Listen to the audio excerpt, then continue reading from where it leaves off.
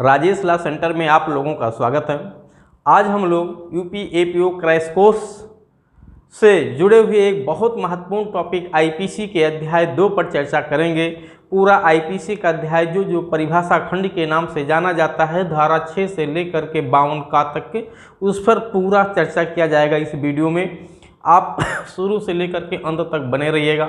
कम से कम 2 क्वेश्चंस यहाँ से प्रारंभिक परीक्षा में आपके पूछे जाएंगे यूपी एपीओ में। और यूपी एपीओ की बात नहीं कर रहा हूँ, किसी भी स्टेट का एग्जाम हो, चाहे वो पीसीएसजे का हो या एपीओ का हो, कम से कम इस चैप्टर से 1 प्रश्न या 2 प्रश्न हर एग्जाम में पूछे जाते हैं। जिस तरह से प्रश्नों की संख्या होती है उसी तरह से क्वेश्चन घटते बढ़ते रहते हैं। इतना ही नहीं, चैप्टर 2 का इम्पोर्टेंस न केवल प्रारंभिक परीक्षा के लिए है बल्कि मुख्य परीक्षा के लिए भी इसका इम्पोर्टेंस है, और साथ ही साथ इंटरव्यू के लिए भी काफ़ी महत्वपूर्ण है। इसमें कुछ ऐसे प्रोविजंस हैं जो हर एक स्तर के एग्जाम के लिए बहुत महत्वपूर्ण है, तो इसी पे हम लोग चर्चा करेंगे। वैसे तो वीडियो पर्टिकुलर क्रैश कोर्स के लिए बनाया जा रहा है, लेकिन फ़ायदा केवल क्रैश कोर्स में नहीं पहुँचाएगा बल्कि ये फ़ायदा आपके फुल कोर्स के लिए भी पहुँचाएगा। तो सबसे पहले आप लोग चैनल को सब्सक्राइब कर लीजिए यदि नए हैं, और पुराने भी हैं लेकिन किसी कारण बस सब्सक्राइब नहीं किए हैं जाने या अनजाने में, तो आप भी चैनल को सब्सक्राइब कर लीजिए। वीडियो को लाइक शेयर कमेंट करिए, अपने दोस्तों तक भी इसको पहुंचाइए। और आप अगर ऑनलाइन या ऑफलाइन बैच मेरा ज्वाइन करना चाहते हैं तो इस नंबर पर संपर्क कर सकते हैं। एपीओ के लिए, एचजेएस के लिए, पीसीएसजे के तैयारी के लिए, किसी भी स्टेट का एग्ज़ाम की तैयारी के लिए बढ़ सकते हो। वो हिंदी भाषी राज्य होना चाहिए। दूसरा, अगर आपका एलएलबी कंप्लीट हो गया है तो भी आप फ़ायदा आप ले ही सकते हैं। अगर आप अभी एलएलबी आपका नहीं कंप्लीट हुआ, एलएलबी आपका चल रहा सेमेस्टर कुछ भी हो, इससे मतलब नहीं है, तो भी आप जो है क्रैश कोर्स तो आपको नहीं फ़ायदा पहुंचाएगा, लेकिन फुल कोर्स आप ज्वाइन करके अभी से अपनी तैयारी को मजबूत कर सकते हैं।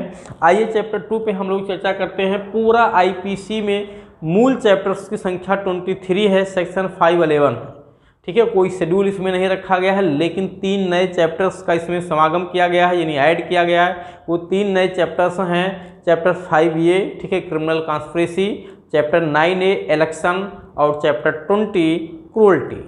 तो ये 3 नए चैप्टर्स नए जोड़े गए हैं, यानी चैप्टर 5 का, चैप्टर 9 का, चैप्टर 20 का, ये 3 नए चैप्टर्स ऐड किए गए हैं, ध्यान रखिएगा। तो इस तरह से टोटल आईपीसी में वर्तमान में अध्यायों की संख्या 26 है, लेकिन मूल अध्याय 23 है, और धाराओं की संख्या 511 मूल है, ठीक है। वर्तमान में कितनी है, ये वर्तमान में धाराओं की संख्या बढ़ गई है, लेकिन वो आपसे पूछी नहीं जाएंगी। आइए हम लोग चैप्टर 2, जिसको परिभाषा के नाम से जाना जाता है, बहुत महत्वपूर्ण चैप्टर है, इस पर चर्चा करते हैं एक एक करके। टोटल 52 का तक चैप्टर 2 को रखा गया है, धारा 6 से 52 का तक में रखा गया है। कुछ धाराएं इसकी रिपील हो गई हैं, कुछ धाराएं पढ़नी नहीं हैं, और जो नई धाराएं जोड़ी गई हैं उनका एक यहाँ पे ग्रुप मैंने बना दिया है, आप देख सकते हैं, ठीक है। धारा 13, धारा 15 और 16, धारा 13, 15, 16 ये 3 धाराएं रिपील हो गई हैं, निरसित हो गई हैं। धारा 35 आपको पढ़ना नहीं है, सामान्य आशय से जुड़ी हुई धारा है, और धारा 29 का और धारा 52 का, ये 2 धाराएं इसमें ऐड की गई हैं, ठीक है। कब? 52 का 1942 में ऐड हुआ है, 29 का आपका 2000 में ऐड हुआ है सूचना प्रौद्योगिकी अधिनियम के माध्यम से।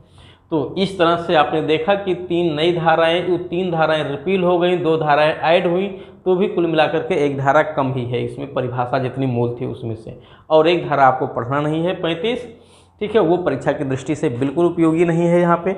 आइए हम लोग सबसे पहले शुरू करते हैं, एक एक करके परिभाषा पे सारी परिभाषाओं को बताऊंगा, बहुत सरल शब्दों में आपको समझाऊंगा, ठीक है। कोई भी ऐसी परिभाषा नहीं होगी जो आपके समझ में नहीं आएगा, शायद आप लोगों को बड़ा कन्फ्यूजन क्रिएट होगा। कुछ ऐसी समस्याएं इसमें कुछ लोगों को ऐसी होंगी जो पहले से बैठ गए होंगे कि जब अभी सर जी इस धारा को पढ़ाएंगे तब हम इसको समझेंगे, या कुछ लोग वीडियो को पोज करके आगे बढ़ा रहे होंगे कि इस धारा पे सर जी ने क्या बताया।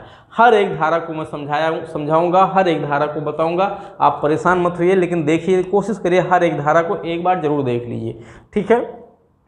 चलिए धारा 6 पे सबसे पहले चलते हैं। धारा 6 परिभाषा का अपवादों के अधीन की बात करता है, यानी इसका क्या मतलब, धारा 6 क्या कहता है, इसमें किसी शब्द को परिभाषित नहीं किया गया है, लेकिन धारा 6 एक बहुत महत्वपूर्ण पॉइंट की बात करती है।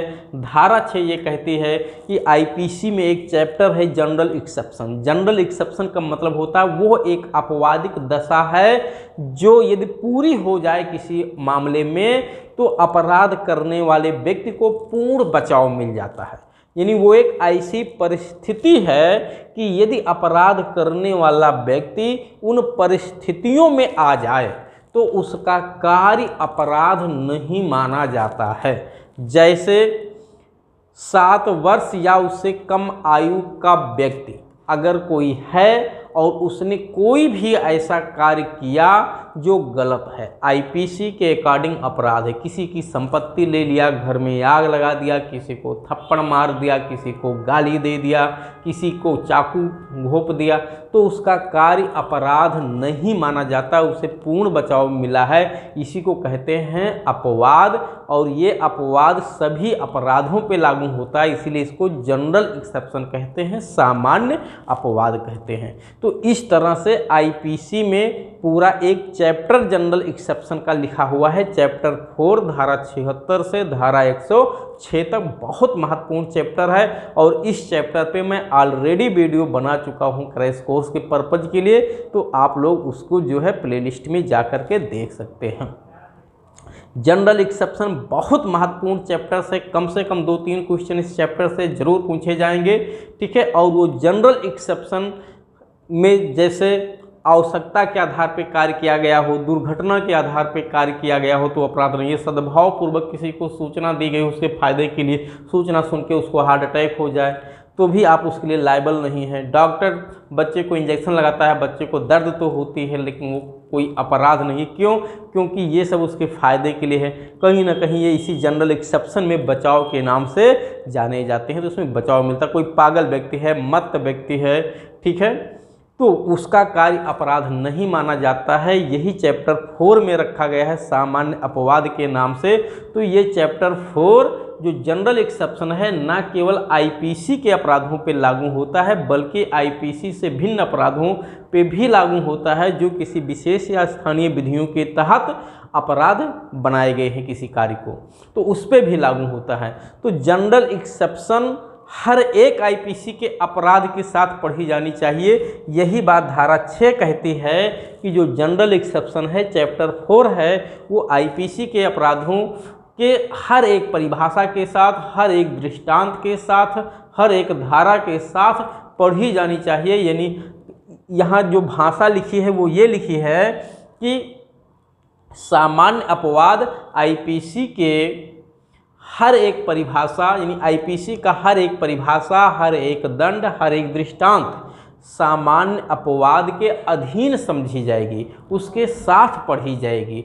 यानी जितने भी अपराध आईपीसी में हैं, जितने भी दृष्टांत आईपीसी में हैं, वो सब जनरल एक्सेप्शन के अधीन माने जाएंगे।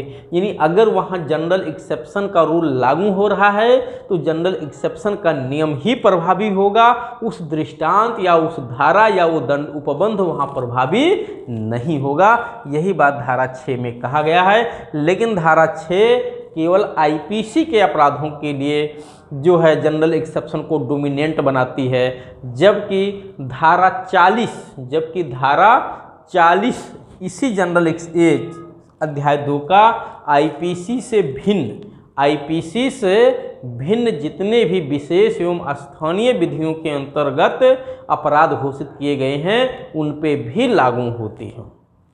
तो धारा 6 आईपीसी के अपराधों पे जनरल एक्सेप्शन को लागू करती है, और इसी चैप्टर्स की धारा 40 का पैरा 2 आईपीसी से भिन्न जितने भी विशेष एवं स्थानीय दांडिक विधियां हैं, स्पेशल या लोकल पैनल लॉज हैं, उन पे भी लागू होती है। ये बात धारा 40 कहती है। तो धारा 6 और धारा 40 जनरल एक्सेप्शन को आईपीसी के अपराधों के साथ साथ आईपीसी से भिन्न अपराधों पे भी लागू किए जाने की बात करती है। चलिए धारा 7 पे आते हैं। एक्सप्लेनेशन, स्पष्टीकृत पद का भाव बताया गया है। इसका मतलब ये है कि जो शब्द इस चैप्टर्स में डिफाइन किए गए हैं उनका जो मीनिंग बताया गया है, ये चैप्टर इस अधिनियम में जहाँ कहीं मिलेंगे उनका वही अर्थ लगाया जाएगा जब तक कि तत्संदर्भ से तत्प्रतिकूल दर्शित ना हो।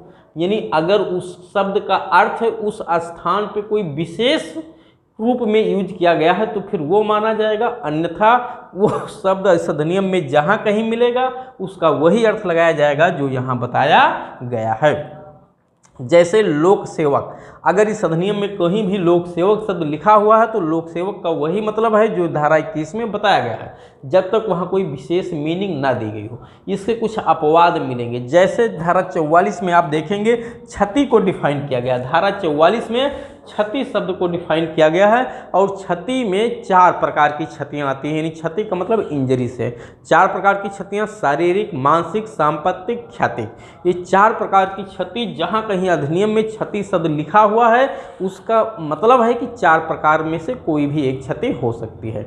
लेकिन जब आप धारा 503 पढ़ेंगे, क्रिमिनल इंटिमिडेशन, आपराधिक अभित्रास, तो वहाँ 4 प्रकार की क्षतियों में से एक को बाहर कर दिया गया है, केवल 3 ही शामिल है, तो वो विशेष हो गया। क्यों? क्योंकि धारा 7 यही कहती है कि जब तक संदर्भ से तत्प्रतिकूल दर्शित ना हो, जो शब्द यहाँ डिफाइन किए गए उनका वही अर्थ पूरे अधिनियम में लगाया जाएगा, तो वहाँ उसकी स्पेशल मीनिंग दे दी गई, अब वो अर्थ लगाया जाएगा। अन्यथा जहाँ कहीं क्षति शब्द मिलेगा उसका मतलब है कि क्षति में 4 प्रकार की क्षतियाँ शामिल हैं। चलिए अब हम लोग चलते हैं अगली परिभाषा, लिंग। तो धारा 6 और 7 कोई बहुत ज़्यादा उपयोगी नहीं लेकिन समझने के लिए बहुत महत्वपूर्ण है। ठीक है, आपसे इंटरव्यू में प्रश्न पूछे जा सकते हैं। 8 प्री के लिए बहुत महत्वपूर्ण परिभाषा है लिंग। लिंग में, ठीक है, लिंग में जहाँ कहीं ही शब्द लिखा है, ही शब्द यानी वह शब्द लिखा है, वह में स्त्री भी शामिल है और पुरुष भी शामिल है।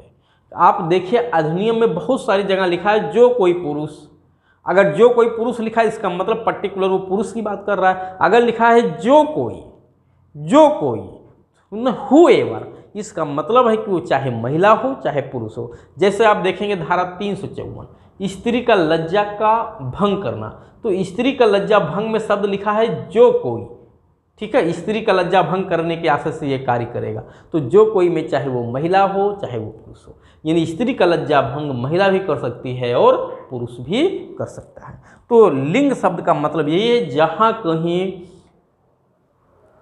वो शब्द लिखा है, ही शब्द लिखा है, वहाँ स्त्री भी शामिल है और पुरुष भी उसमें शामिल है, यानी स्त्री लिंग भी शामिल है, पुरुष लिंग भी शामिल है। और अब इसी में जो आईपीसी में इस समय संशोधन चल रहा है उसमें थर्ड जेंडर को भी शामिल करने की बात चल रही है। तो ये बहुत महत्वपूर्ण डिफिनीशन है, वो शब्द में स्त्री भी शामिल है, पुरुष भी शामिल है, ध्यान रखिएगा। तो 9 में आ जाइए, वचन। वचन में अगर कहीं एक वचन शब्द लिखा है तो उसमें बहुवचन भी शामिल है, कहीं बहुवचन शब्द लिखा है तो उसमें एक वचन भी शामिल है, जब तक कि संदर्भ से तत्प्रतिकूल दर्शित ना हो। तो एक वचन में बहुवचन, बहुवचन में एक वचन भी शामिल है। ये 9 है, ये भी प्री के लिए महत्वपूर्ण है। लेकिन उससे महत्वपूर्ण डिफिनीशन 10 है, स्त्री और पुरुष। स्त्री पुरुष किसे कहेंगे, इस ध्यान दीजिए, धारा 10 बहुत महत्वपूर्ण है। स्त्री पुरुष की डिफिनीशन इसमें बताई गई है। यहाँ 2 डिजिट शुरू हो जाता है, उसमें 2 शब्दों को डिफाइन किया गया। सबसे पहले जहाँ से 2 डिजिट की शुरुआत होती है उसी में 2 शब्दों की डिफाइन दी गई है, डिफिनीशन दी गई स्त्री और पुरुष की। धारा 10, धारा 10 में पुरुष स्त्री की डिफिनीशन यहाँ एज के आधार पर नहीं किया गया है, लिंग के आधार पर किया गया है। यानी अगर वो किसी भी आयु की नारी, किसी भी आयु की मानव नारी, किसी भी आयु का मानव पुरुष शब्द का द्योतक है, यानी किसी भी आयु के मानव पुरुष का द्योतक है, किसी भी आयु के मानव नारी का द्योतक है, ठीक है, उसे हम नारी कहेंगे, उसे हम पुरुष कहेंगे। यानी एज चाहे 1 दिन हो चाहे 100 वर्ष का हो वो स्त्री है, और अगर वो लिंग से पुरुष है तो चाहे 1 दिन का बच्चा हो चाहे 100 दिन का बुढ़वा बाबा हो वो पुरुष ही माना जाएगा। तो पुरुष और स्त्री का जो डिवीजन किया गया है यहाँ पे लिंग के आधार पे किया गया है, एज के आधार पे नहीं किया गया है, ये ध्यान रखिएगा। चलिए उसके बाद धारा 11 में व्यक्ति शब्द की डिफिनेशन दी गई है। व्यक्ति में जनरली हम लोग नेचुरल पर्सन से समझते हैं, जैसे मैं भी एक व्यक्ति हूँ, लेकिन मैं कैसा व्यक्ति हूँ, मैं नेचुरल पर्सन हूँ। एक व्यक्ति को और रखा गया है लीगल पर्सन, यानी व्यक्ति में दो लोग आते हैं, नेचुरल और लीगल। ठीक है, लीगल में जैसे कोई कंपनी, निगम, सोसाइटी, ये भी व्यक्ति में आते हैं, चाहे वो निगमित हो या ना हो। तो यहाँ व्यक्ति शब्द की डिफिनेशन बहुत वाइडर सेंस में की गई है, लीगल पर्सन भी शामिल है और नेचुरल पर्सन भी शामिल है। यानी जहाँ कहीं कोई अपराध लिखा होगा कि ये अपराध किसी व्यक्ति के द्वारा किया गया हो, उसमें वो कंपनी, अगर कंपनी है, सोसाइटी है, निगम है, तो वो भी अपराधी मानी जाएगी। कोई नेचुरल पर्सन है तो वो भी अपराधी माना जाएगा।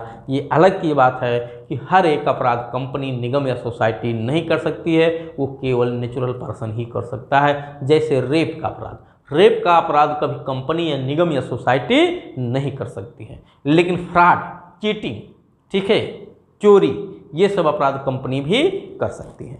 तो व्यक्ति शब्द बड़ा वाइडर में डिफिनेशन में दिया गया है। व्यक्ति में कंपनी, निगम, सोसाइटी और नेचुरल पर्सन भी शामिल हैं। कोई कंपनी वगैरह चाहे निगमित हो या ना हो, इससे मतलब नहीं है। कुल मिलाकर के लीगल और नेचुरल पर्सन दोनों इसमें शामिल हैं। 12 लोक मतलब एक समूह, एक संस्था शब्द का द्योतक होता है। ठीक है, लोक में कोई समूह, वर्ग या समुदाय शब्द आता है। ठीक है, जैसे लोक सेवा आयोग, संघ लोक सेवा आयोग, इसको हम लोक कहते हैं। ये हो गया 12। उसके बाद 13, ठीक है, कोई निश्चित हो गया, मैंने पहले ही बता दिया, निश्चित धाराओं की लिस्ट है 13, 12, 13, 15, 16, ये रिपील हो गए, ये नहीं पढ़ना है आपको। उसके बाद 14 है सरकार का सेवक। ठीक, धारा नंबर याद रखना है, सरकार का सेवक कहाँ डिफाइन है, 14 में। 17 सरकार, 17 में सरकार डिफाइन है। सरकार में केंद्र सरकार या राज्य सरकार दोनों शामिल हैं, केंद्र और राज्य दोनों शामिल हैं सरकार में। 18 भारत का मतलब है, ठीक है, अब इसमें पहले तो ये लिखा होता है जम्मू कश्मीर के सिवाय संपूर्ण भारत से है, लेकिन अब अभी भी बैरेक्ट में आपको पुराना ही लिखा मिलेगा, नए बैरेक्ट में भी, लेकिन अब ऐसा नहीं रह गया है। 31 अक्टूबर 2019 से जम्मू कश्मीर भी भारत का ही पार्ट डिक्लेयर हो चुका है। डिक्लेयर पहले से भी था तो पहले से ही आंसर, लेकिन थोड़ा सा संवैधानिक कारणों से, ठीक है, उसको कानूनी पर्पज के लिए अलग माना जाता था, लेकिन अब 31 अक्टूबर 2019 से जम्मू कश्मीर सहित संपूर्ण भारत माना जाता है। ठीक, एक क्वेश्चन यहाँ पे 31 अक्टूबर 2019 की डेट क्यों रखा गया, ठीक है, यानी जो अनुच्छेद 370 को हटाया गया वो 31 अक्टूबर 2019 से क्यों लागू हुआ। 31 अक्टूबर को सरदार वल्लभ भाई पटेल का जन्म दिवस है, ठीक है, उनकी जयंती मनाई जाती है। और सरदार वल्लभ भाई पटेल भारत के प्रथम गृह मंत्री थे, और वो गृह मंत्री पद की हैसियत की वजह से, गृह मंत्री के नाते उनको ये जिम्मेदारी मिली हुई थी कि जिस समय देश आज़ाद हुआ था, खंड खंड भारत में बटा हुआ था, तो अखंड भारत बनाने का जो काम था, जो जिम्मेदारी थी, वो उन्हीं को मिली हुई थी। उन्होंने ही भारत के 565 रियासतों को तोड़ करके भारत में मिलाया था, इसलिए उनको अखंड भारत का निर्माता कहते हैं। और जम्मू कश्मीर को भारत में पूर्ण रूप से मिलाया गया, तो ये उन्हीं के जो कार्य थे, उसी कार्य को, उन्हीं के उद्देश्य को और आगे बढ़ाया गया, उसी को और सार्थक कर दिया गया। इसीलिए, ठीक है, वर्तमान गवर्नमेंट भारतीय जनता पार्टी की सरकार में प्रधानमंत्री नरेंद्र मोदी जी ने, ठीक है, उन्हीं के जन्म दिवस पे इस डेट को रखा कि उसी डेट से ये लागू होगा, जो संशोधन किया गया कि जम्मू कश्मीर भी अब पूर्ण रूप से भारत का ही अंग माना जाएगा। और 31 अक्टूबर को ही रन फॉर यूनिटी दिवस मनाया जाता है। क्या, रन फॉर यूनिटी दिवस, यानी राष्ट्रीय एकता दिवस भी मनाया जाता है। चलिए, तो ये आप समझ लिए। 18 भारत। 19 में न्यायाधीश है। 19 में किसकी डिफिनीशन दी गई है, न्यायाधीश। और न्यायाधीश की डिफिनीशन में आप देखेंगे कौन कौन लोग आते हैं। ठीक है, न्यायाधीश की डिफिनीशन में 3 बातें लिखी हुई हैं। ठीक है, न्यायाधीश की डिफिनीशन में मैं डायरेक्ट से भी बता दे रहा हूँ, बहुत महत्वपूर्ण डिफिनीशन है। इसमें 3 लोगों को शामिल किया गया है। लिखा हुआ है, न्यायाधीश शब्द न केवल हर ऐसे व्यक्ति का द्योतक है जो पद रूप से न्यायाधीश अभिहित हो, किंतु उस हर व्यक्ति का भी द्योतक है। यानी ये कह रहे हैं कि न्यायाधीश का मतलब केवल वही व्यक्ति नहीं जो उस पद पे अपॉइंट किया गया हो, बल्कि इसके अंतर्गत ऐसे लोग भी आते हैं जो कोई ऐसा निर्णय देने के लिए सक्षम हैं जिनका निर्णय किसी ऊपर के अधिकारी या ऊपर के न्यायालय के अधीन रहते हुए अंतिम होता है। यानी अगर कोई अन्य व्यक्ति भी, ठीक है, लिखा हुआ है जो किसी विधिक कार्रवाई में, चाहे वो सिविल हो या दांडिक, ये ध्यान देना है, चाहे वो सिविल हो या दांडिक, अंतिम निर्णय या ऐसा निर्णय जो उसके विरुद्ध अपील ना होने पर अंतिम हो जाए, या ऐसा निर्णय जो किसी अन्य प्राधिकारी द्वारा पुष्ट किए जाने पर अंतिम हो जाए, देने के लिए विधि द्वारा सशक्त किया गया हो, वो भी न्यायाधीश है। और तीसरा और बताया गया है कि ऐसे लोग भी न्यायाधीश हैं जो उस व्यक्ति निकाय में से एक हों, जो व्यक्ति निकाय ऐसा निर्णय देने के लिए विधि द्वारा सशक्त किया गया हो। यानी कोई निकाय, कोई बेंच बनाई गई है, ठीक है, और उसमें से हर एक व्यक्ति भी न्यायाधीश माना जाता है। तो कुल मिलाकर के न्यायाधीश में 3 लोगों को शामिल किया गया। पहला जो उस पद पर नियुक्त किया गया हो, दूसरा ऐसा कोई व्यक्ति जो सिविल या दांडिक कार्रवाई में कोई निर्णय देने का अधिकार रखता हो और उसका निर्णय यदि अपील ना हो तो अंतिम हो जाए, या अपील न्यायालय या किसी ऐसे न्यायालय के जो उसे पुष्ट करने की पावर रखती है, उसके पुष्ट करने के बाद वो अंतिम हो जाए, वो भी न्यायालय है। और तीसरा, अगर न्यायाधीशों का कोई निकाय है तो उनमें से हर एक व्यक्ति भी न्यायाधीश कहलाता है। ठीक, तो इस तरह से न्यायाधीश में 3 लोग शामिल हैं, ध्यान रखिएगा। ठीक है, यहाँ विकल्प दे करके न्यायाधीश शब्द में शामिल हैं, पहला भी लिख दिया जाएगा, दूसरा भी, तीसरा भी, और उपरोक्त सभी ऐसा भी विकल्प आपको दिया जा सकता है। ठीक है, इसमें कुछ दृष्टांत लिखे हुए हैं न्यायाधीश में। जैसे पहले दृष्टांत में है कि कलेक्टर भी न्यायाधीश माना गया है। ठीक है, तो कलेक्टर को न्यायाधीश माना गया है, ये भी महत्वपूर्ण है। फिर मजिस्ट्रेट को न्यायाधीश माना गया है। सी में देखिए पंचायत का सदस्य भी न्यायाधीश माना गया है, तो याद रखिएगा पंचायत के सदस्य को भी न्यायाधीश माना गया है। डी में मजिस्ट्रेट को न्यायाधीश नहीं माना गया है, ठीक है, क्योंकि केवल मामले को ट्रांसफ़र करने की पावर वो रखता है। उसके बाद 20 में न्यायालय शब्द को डिफाइन किया गया है, ये भी काफ़ी महत्वपूर्ण है। तो न्यायाधीश और न्यायालय ये दोनों डिफिनीशन बहुत महत्वपूर्ण है। यहाँ कन्फ्यूजन भी होता है, ये ध्यान रखिएगा। आप कितना भी पढ़े रहेंगे एग्जाम में भूल जाएंगे किसमें न्यायालय है, किसमें न्यायाधीश है। ठीक है, तो आपको कुल मिला करके यहाँ याद रखना होगा हर हालत में कि किसमें न्यायाधीश है, किसमें न्यायालय। न्यायाधीश पहले है 19 में, न्यायालय 20 में है, ये आपको ध्यान रखना है। और न्यायालय शब्द में लिखा गया है कि न्यायालय की परिभाषा में कौन लोग आएंगे। लिखा हुआ है कि न्यायालय शब्द उस न्यायाधीश का जिससे अकेले ही न्यायिकता कार्य करने के लिए विधि द्वारा सशक्त किया गया हो, या उस न्यायाधीश निकाय का जिसके एक निकाय के रूप में न्यायिकता कार्य करने के लिए विधि द्वारा सशक्त किया गया हो, जबकि ऐसा न्यायाधीश या न्यायाधीश निकाय न्यायिकता कार्य कर रहे हो। यानी जरा समझिए, इसमें 2 बातें हैं कि कोई एक व्यक्ति अगर न्यायिक कार्य करने के लिए नियुक्त किया गया है तो वो भी अपने आप में न्यायालय है, और अगर कई लोग कहीं एक जगह रखे गए हैं तो वो भी न्यायालय ही माने जाएंगे।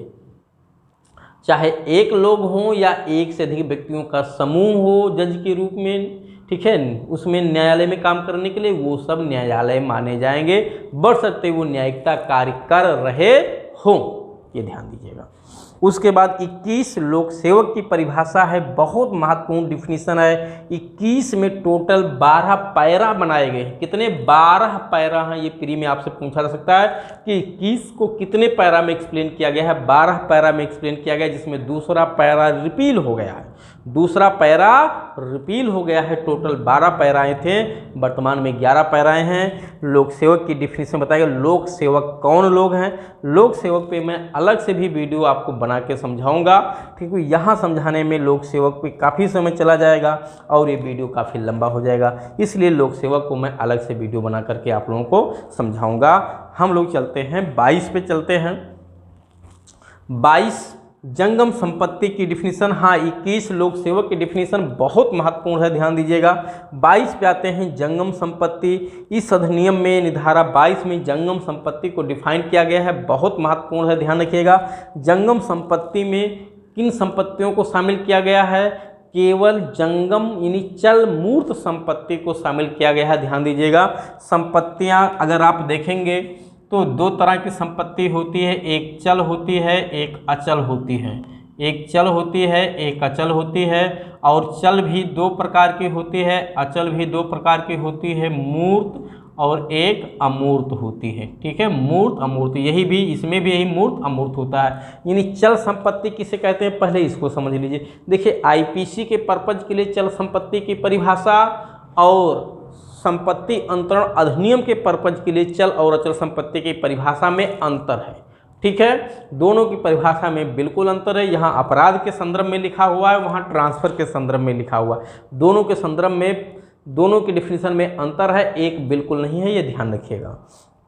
जिन संपत्तियों को आईपीसी में अचल माना जाता है वहाँ टीपीए में उन्हें चल भी माना जाता है। ठीक, यहाँ पे अचल संपत्ति, चल संपत्ति का मतलब है ऐसी संपत्ति जिसको आसानी से एक स्थान से दूसरे स्थान पे ट्रांसफ़र किया जा सके, वो चल है। ठीक है, जैसे ये चेयर है, ये बोर्ड है, कुर्सियाँ हैं, गाड़ियाँ हैं। ठीक है, ये सब चल संपत्ति हैं, इनको क्या माना गया है, चल। लेकिन ये बोर्ड जो लगा हुआ है इसको हम हाथ से उठा के निकाल के नहीं ले जा सकते, ये चल संपत्ति नहीं। क्यों? क्योंकि इसको इस दीवार के साथ फिक्स कर दिया गया है।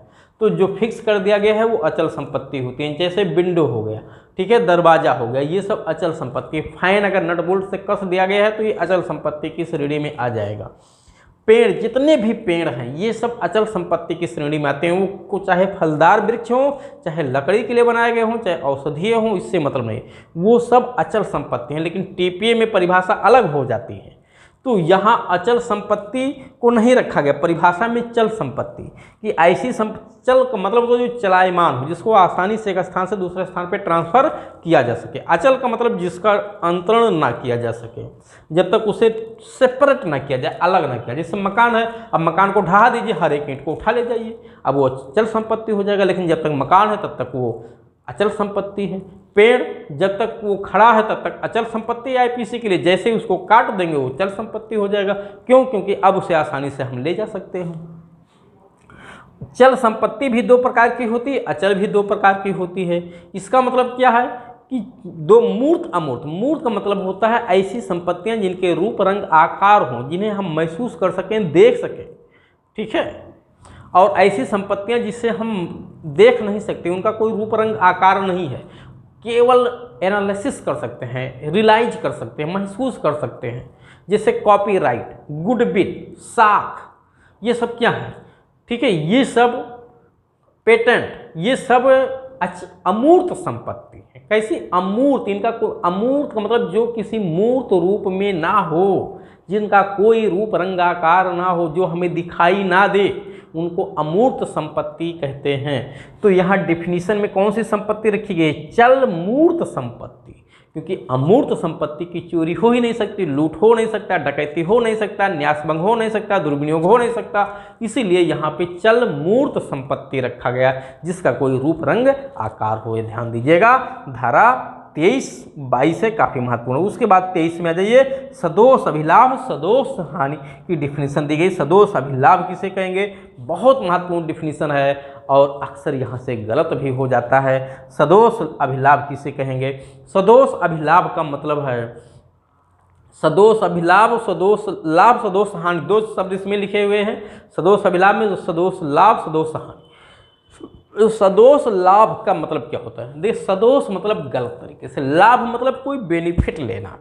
तो जब कोई व्यक्ति किसी ऐसी संपत्ति का लाभ प्राप्त करता है या किसी ऐसी संपत्ति का उसे लाभ होता है जिसका वो विधिक रूप से हकदार ना हो, उसको कहते हैं सदोष लाभ होना। जैसे आप किसी की गाड़ी उठा लाए, किसी की साइकिल उठा लाए, किसी का 10 रुपया उठा लाए, किसी का 10 किलो गेहूं उठा लाए, तो गेहूं आपके पास आ गया तो आपको लाभ हो गया। लेकिन क्योंकि आप उसके लीगल हकदार नहीं थे, विधिक रूप से हकदार नहीं थे, इसलिए उसे हम सदोष लाभ कहेंगे। क्या कहेंगे? सदोष लाभ। अगर वो आपका 10 किलो गेहूँ बकाया था, आपको दे दिया, तो 10 किलो गेहूँ का फायदा हो गया आपको। या उसने आपको 10 किलो गेहूँ दान कर दिया तो लाभ है, लेकिन ये सदोष नहीं है। क्यों? क्योंकि उसने दान किया है। लेकिन जब आप उसको बिना हकदार, बिना टाइटल रखे, बिना उसके मालिक हुए ले लें उससे, चाहे ज़बरदस्ती, चाहे भूल से, कपट से, धमकी से, कैसे भी, तो ये सदोष लाभ कहलाता है। और सदोष हानि किसे कहेंगे? जब किसी ऐसे व्यक्ति को हानि हुई हो सदोष, जिसका वो विधिक रूप से वो हानि सहन करने के लिए हकदार ना हो। जैसे मेरा साइकिल चोरी हो गया, तो मेरी साइकिल गई तो मुझे हानि हुई, क्या वो हानि सहन करने के लिए नहीं, वो साइकिल मेरी जाए इसके लिए मैं लीगली ऐसा था बाध्य कि मेरी साइकिल चली जाए, चोरी हो जाए? नहीं, वो मेरी साइकिल मेरे पास रहे, मुझसे कोई मेरे सहमति के बिना ना ले जाए, चोरी करके ले गया, तो वो क्या है? सदोष हानि हो गया, मुझे हानि है, सदोष हुआ। लेकिन कोई डिक्री मेरे खिलाफ पास हो गई थी और उस डिक्री के एग्जीक्यूशन में वो साइकिल मेरी चली गई, साइकिल मेरी कोर्ट के आर्डर में कुरुक हो गई, तो मुझे हानि तो हुआ, लेकिन वो हानि सहन करने के लिए मैं हकदार था, इसलिए वो सदोष हानि नहीं है। लेकिन जब गलत तरीके से कोई संपत्ति लेके चला जाए तब वो सदोष हानि है। तो सदोष लाभ का मतलब ऐसे संपत्तियों का विधि विरुद्ध साधनों द्वारा लाभ प्राप्त करना जिसका विधिक रूप से वो हकदार व्यक्ति ना हो। सदोष हानि का मतलब विधि विरुद्ध साधनों द्वारा ऐसी संपत्ति का हानि होना जिसका वो व्यक्ति विधिक रूप से हकदार ना रहा हो। ठीक, अब एक तीसरे पैरा में लिखा हो, 3 पैरा में लिखा हुआ है, एक पैरा में सदोष लाभ, एक पैरा में सदोष हानि, तीसरे पैरा में लिखा हुआ सदोष लाभ सदोष हानि। ठीक है, सदोष लाभ सदोष हानि। सदोष लाभ का मतलब कि विधि विरुद्ध साधनों द्वारा किसी संपत्ति को यानी अपने कब्जे में रखे रहना। देखिए बड़ा सिंपल लिखा हुआ, तीनों एग्जाम में पूछे गए हैं। लिखा हुआ है 23 में लास्ट में कि कोई व्यक्ति सदोष अभिलाभ प्राप्त करता है, यह तब कहा जाता है जबकि वह व्यक्ति सदोष रखे रहता है। यानी आप किसी की सामान लेकर आ गए और बिना सहमति से, लेकिन अब बिना इजाज़त के उसे रखे हुए हो, तो ये भी सदोष हानि है। और तब भी जबकि वो सदोष अर्जन करता है, इन गलत तरीके से आप ले आए हो तो भी सदोष हानि है, या सहमति से ले करके आए हो लेकिन बिना सहमति के अब उसे रखे हुए हो, ये भी सदोष हानि है। जैसे वो सदोष लाभ ये भी है, जैसे कभी कभी हम कोई सामान किसी से मांग के ले आए और अब इसलिए रखे हुए कि वो भूल जाए और हम उसे अपना बना ले, तो ये भी सदोष लाभ है। तो और इसी तरह से सदोष हानि भी लिखा हुआ है कि कोई व्यक्ति सदोष हानि उठाता है, ये तब कहा जाता है जबकि उसे किसी संपत्ति से सदोष अलग रखा जाता है, और तब भी जबकि उसे किसी संपत्ति से सदोष वंचित कर दिया जाता है, उसे छीन लाया जाता है, तब भी सदोष हानि कहलाता है। ठीक, तो ये तीनों पैरा करके एग्जाम में पूछे गए और एग्जाम में आएगा तो उपरोक्त तीनों पे सही कर दीजिएगा कि उपरोक्त सभी सही है। उसके बाद 24 बेईमानी की डिफिनेशन दी गई है। बेईमानी किसे कहेंगे? बहुत महत्वपूर्ण डिफिनेशन है। एक चीज़ और ध्यान रखिएगा, ये लाभ सदोष हानि सदोष लाभ बेईमानी कपटपूर्वक विश्वास करने का कारण नॉलेज स्वेच्छा, ये सब क्या है? ये मेंसरिया के रूप हैं।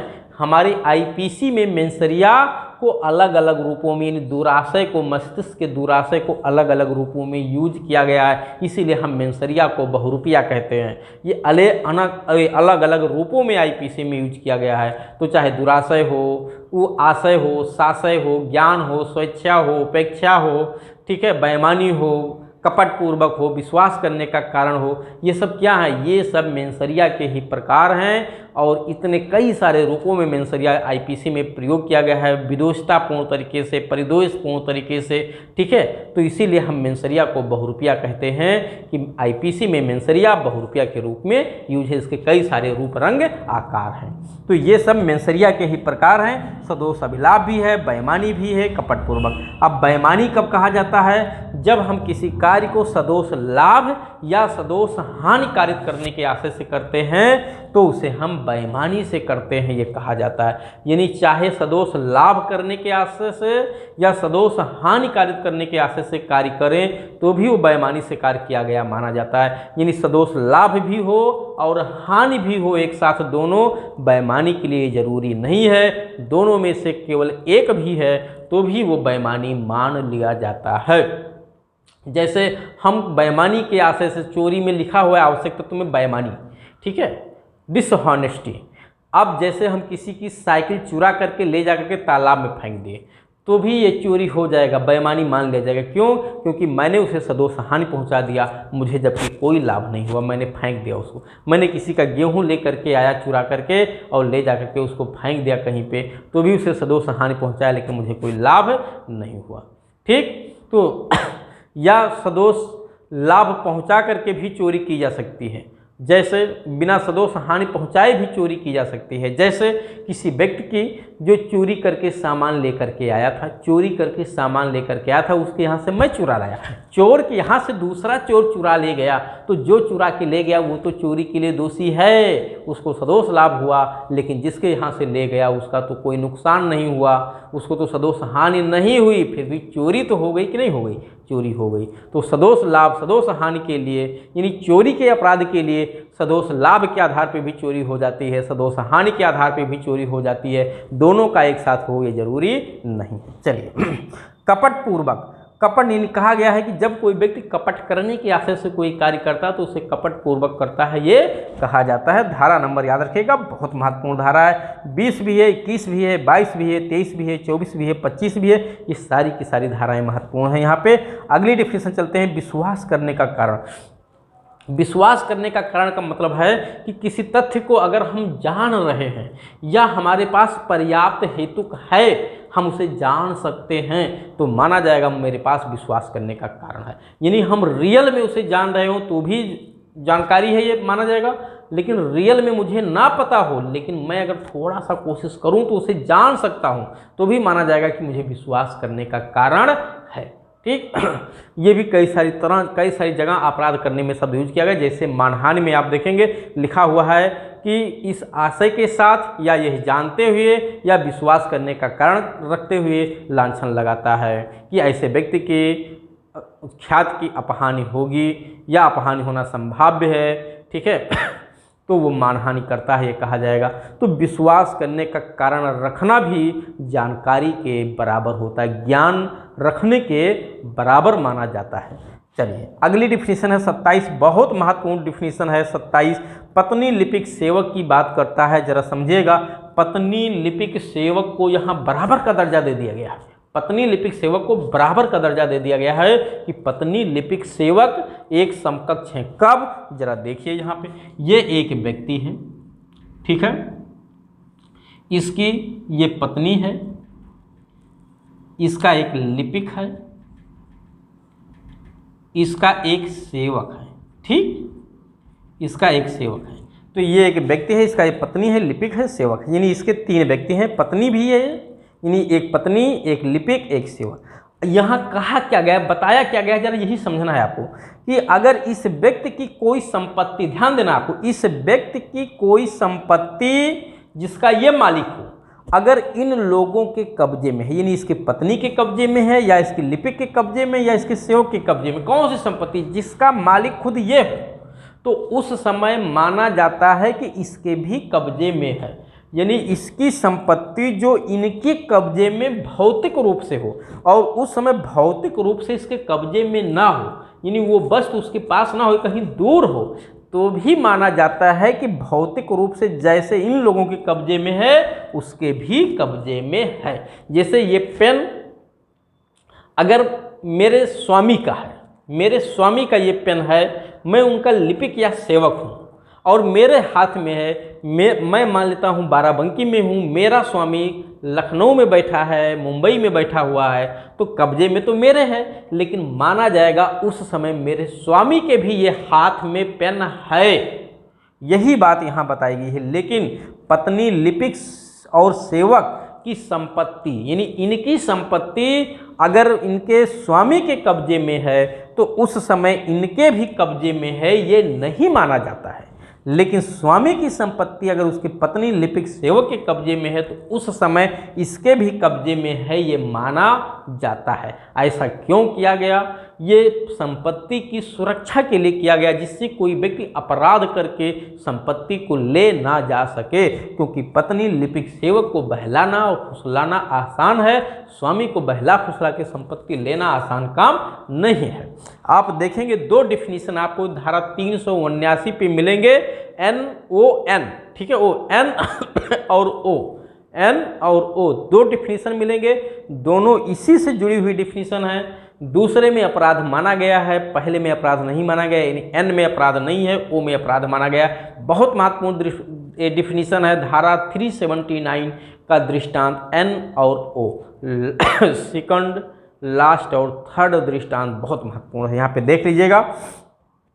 यानी जैसे कोई व्यक्ति आता है, उसके पत्नी, यानी इस पत्नी के पास जाता है, इसके पत्नी के पास, ये पति कहीं बाहर है, पत्नी के कब्जे में पति की संपत्ति है, और वो व्यक्ति पत्नी को बहला फुसला करके उससे ले लेता है, लेकिन उसे पता है कि यदि उसका पति होता तो वो सहमति नहीं देता और वो गलत तरीके से लेता है, तो और पत्नी से लेके चला जाता, पत्नी अपनी सहमति से दे देती है उसको, बहला, अरे भाई ठीक है दान कर दीजिए, बहुत बड़ा पुण्य मिलेगा, ठीक है, हमेशा सुखी रहेंगे, कोई दिक्कत नहीं होगी, सारे समस्या आपकी दूर हो जाएंगी। पत्नी आकर के दे दी, और पत्नी ने दे दिया, जबकि उसको पता था कि उसका पति होता तो संपत्ति नहीं देता, वो सामान नहीं देता, तो वो बेईमानी से ले गया, तो वो चोरी के लिए दोषी हो जाएगा। वो ये नहीं कह सकता कि वो पत्नी की सहमति से लाया है। अब क्यों चोरी के लिए दोषी हो गया? क्योंकि जबकि कब्जा तो पत्नी का था, पति का था नहीं, चोरी कब्जे के विरुद्ध अपराध है, इसीलिए पति के भी कब्जे में रहेगी, ये माना जाएगा। धारा 27 अलग से स्पेशल धारा लिखती है, अगर धारा 27 नहीं लिखी जाती तो पत्नी के कब्जे से संपत्ति भी चली जाती और अपराध भी नहीं बनता और नुकसान भी हो जाता। तो यह है धारा 27, 28। ठीक, हाँ, एक ही ध्यान, अगर कोई परिभाषा किसी को नहीं समझ में आई तो सीधे फ़ोन उठाइए, इस नंबर पे कॉल करिए और जानकारी प्राप्त कर लीजिए कि सर ये परिभाषा समझ में नहीं आई। बस आपको करना क्या है, फ़ोन उठाइए, इस नंबर पे कॉल करिए और समझिए। ठीक है, आप लोग चैनल को सब्सक्राइब करके रखिए, चैनल को सब्सक्राइब कर रखेंगे, बहुत सारे वीडियो अपलोड किए जाएंगे। ठीक है, और वो वीडियो अपलोड किए जाएंगे जो किसी चैनल पे आपको नहीं मिलेंगे। ठीक है, वीडियो मैं टेलर का नहीं बनाता हूँ, जो बनाता हूँ वो पूरी शिद्दत से बनाता हूँ कि हर एक बच्चे को, चाहे उसने LLB 22 से पास किया हो या पतली सी गाइड से पास किया हो, चाहे उसी रात में पढ़ के पास किया हो जिस रात में अगले दिन पेपर होना हो, उसके भी समझ में आएगा, और जो पहले से तैयार किए, जो मेहनत से पढ़े हैं, उनके लिए भी कुछ नया मिलेगा, उनको भी समझ में आएगा। तो ये वीडियो हर एक बच्चे के फायदे के लिए है, वो चाहे LLB के नाम पे केवल डिग्री प्राप्त किया हो या अच्छे से पढ़ के आया हो, सबके लिए फ़ायदेमंद है। चैनल को सब्सक्राइब करके रखिए, अपने दोस्तों मित्रों को भी शेयर कर दीजिए। चलिए आगे चलते हैं। हाँ, हमारे यहाँ ऑनलाइन ऑफलाइन दोनों प्रकार की क्लास लगातार संचालित की जा रही है। क्रैश कोर्स भी चलाए जाते हैं वैकेंसी जाने पे। इस समय जैसे APO का क्रैश कोर्स चल रहा है, ठीक है, फिर से क्रैश कोर्स की नया बैच भी 2 दिन बाद शुरू होने वाला है। ठीक है, PCJ की वैकेंसी आएगी, तुरंत क्रैश कोर्स शुरू किया जाएगा। मेंस की भी आंसर राइटिंग कराई जाती है। आप जिस तरह से सुविधा चाहते हैं, लाभ लेना चाहते हैं, उस तरह से भी लाभ आपके लिए उपलब्ध है। आप इस नंबर पर केवल संपर्क करें, देरी इसी बात की है। आइए, तो यहाँ तक आपने देख लिया 28 कूटकरण। 2 डिफिनीशन है IPC में, कूटकरण और कूट रचना। कूटकरण और कूट रचना 2 शब्द डिफाइन हैं। कूटकरण धारा 28 में है और कूट रचना धारा 463 में है। कूट रचना और कूटकरण में अंतर समझना, ये काउंटरफिट है और ये फॉर्जरी है। फॉर्जरी 463 और काउंटरफिट 28 में। अब इसमें अंतर समझ। कूटकरण का मतलब होता है एक वस्तु के सदृश कोई वस्तु इस आशय से बनाया जाए जिससे किसी को प्रवंचित किया जा सके, यानी किसी व्यक्ति को मिसलीड करने के आशय से, भुलावे में डालने के आशय से कोई वस्तु दूसरे वस्तु के जैसा बनाना, ये कहलाता है कूटकरण। ठीक, जैसे एक सिक्के के जैसा दूसरा सिक्का बनाना, एक नकल नोट के जैसा दूसरा नोट बनाना, ये कूटकरण कहलाता है। जाली नोट बनाना कूटकरण है। ठीक, लेकिन कूट रचना का मतलब होता है रचना, मतलब रचित करना, कुछ बनाना, कुछ लिखना। जैसे किसी चेक में जो 1000 रुपये के लिए आपको काटा गया हो, आप उसमें 1 0 बढ़ा दें इसलिए जिससे आप 10,000 रुपये का दावा कर सकें, ये कूट रचना है। कूट रचना में किसी लिखित दस्तावेज में कोई बात मेंशन करना या घटाना, जोड़ना या घटाना, जिससे किसी अधिकार का दावा किया जा सके, ये कूट रचना है। लेकिन एक वस्तु के जैसा दूसरा वस्तु बनाना, ये कूट रचना नहीं है, ये कूटकरण कहलाता है, काउंटरफिट। तो एक नोट के जैसे 500 की नोट के जैसे दूसरा 500 का नोट बनाना, ये कूटकरण अगर इसलिए बनाया जा रहा है कि जिससे किसी को मिसलीड किया जा सके, ये कूट रचना है। लेकिन इसलिए आपने 500 की नोट बनाई जिससे चूरन की पैकेट में डाल करके बच्चों को चूरन बेचा जा सके, तो ये कूट रचना, ये कूटकरण नहीं है। क्यों? क्योंकि आपका आशय प्रवंचित करने का नहीं है, बल्कि वो बच्चों को खिलौने के रूप में आप पेश कर रहे हो। चलिए, तो ये कूटकरण में एक ये ध्यान रखिएगा, 2 एक्सप्लेनेशन है। पहला एक्सप्लेनेशन महत्वपूर्ण है। पहला एक्सप्लेनेशन कहता है कि कूटकरण में वस्तु वैसे ही सेम बन जाए ये जरूरी नहीं है, लेकिन कूटकरण तभी कहलाएगा जब प्रवंचित करने के आशय से बनाया गया हो, अन्यथा कूटकरण नहीं कहलाएगा। ये ध्यान दीजिएगा, ठीक। चलिए अगले डिफिनेशन पे चलते हैं। दस्तावेज, धारा 29, दस्तावेज इंडियन एविडेंस एक्ट में भी डिफाइन है और आपके आईपीसी में डिफाइन है। आईपीसी में दस्तावेज हम उसी को कहेंगे जो साक्ष्य के पर्पज से बनाया गया हो, साक्ष्य में यूज करने के आशय से बनाया गया हो, वो दस्तावेज है। एविडेंस में साक्ष्य के प्रयोजन के लिए बनाया गया हो, ये जरूरी नहीं है। पहले तो समझे दस्तावेज है क्या। दस्तावेज का मतलब होता है किसी भी पदार्थ पे ध्यान दीजिएगा जिस पे लिखना संभव हो और उसे पढ़ा जा सके, किसी भी पदार्थ पे। यहाँ तक शरीर भी एक पदार्थ है, शरीर पे भी अगर कोई चीज़ इस आशय से लिखी गई है कि जरूरत पड़ने पे उसे साक्ष्य के रूप में यूज किया जा सकेगा, तो वो दस्तावेज है, ठीक है। जैसे किसी महिला ने अपने पति का नाम इसलिए लिखवाया कि अगर वो भूल जाएगी, ठीक है, या पहचान के रूप में ये बता सके कि मैं फला व्यक्ति का ही पत्नी हूँ, इसलिए ये देखिए नाम मैं उसका लिखा रखा हूँ, तो वो दस्तावेज हो जाएगा। किसी भी पदार्थ पे जिस पे लिखना संभव हो, ठीक है, किसी शब्द से, अंक से, चिन्ह से, अक्षर से, कार्टून से, किसी भी तरीके से शब्दों, अंकों, चिन्हों, कार्टूनों, ठीक है, के माध्यम से कोई लिखने का कार्य किया गया, कोई अभिलेखन कार्य किया गया हो जिससे जरूरत पड़ने पे उसे साक्ष्य के रूप में यूज किया जा सके, वो दस्तावेज है। यानी किसी भी पदार्थ पे, अब वो पदार्थ बोर्ड भी हो सकता है, दीवार भी हो सकता है, कागज भी हो सकता है, लकड़ी भी हो सकता है, शरीर भी हो सकता है, ठीक है, कोई भी पदार्थ हो सकता है जिस पे इस आशय से लिखा गया हो कि जरूरत पड़ने पे उसे साक्ष्य के रूप में यूज किया जा सके, वो दस्तावेज है। जैसे एक अनपढ़ महिला एक दीवार पे, ठीक है, वो किसी व्यक्ति के यहाँ दूध पहुँचाती है, एक जानवर रखे हुए है, उसको लिखना पढ़ना नहीं आता है, वो डेली एक एक निशान ऐसे ऐसे दीवार पे बनाती है, ये एक दस्तावेज है कि नहीं है। वो इसलिए बनाती है कि ज़रूरत पड़ेगा तो वो गिन करके अगले को बता सकेगी कि मैं आपको इतने दिन दूध दी हूँ, तो ये दस्तावेज है।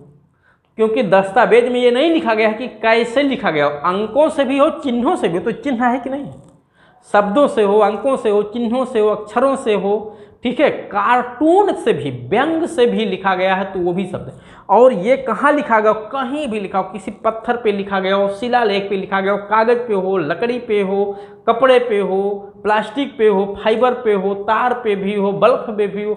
आप देखिए बल्ब पे भी जो लिख के दे दिया जाता है ऐसे इतने दिन की वारंटी, इस डेट को आप ले करके गए, वो क्या है, आपने इसीलिए लिखा है कि जरूरत पड़ने पर साक्ष्य के रूप में यूज कर सके कि सर देखो आप ही ने इतने दिन का वारंटी दिया था और आज आप कह रहे हो कि नहीं मेरा लिखा नहीं है, तो वो भी दस्तावेज है कि नहीं है, वो भी दस्तावेज है।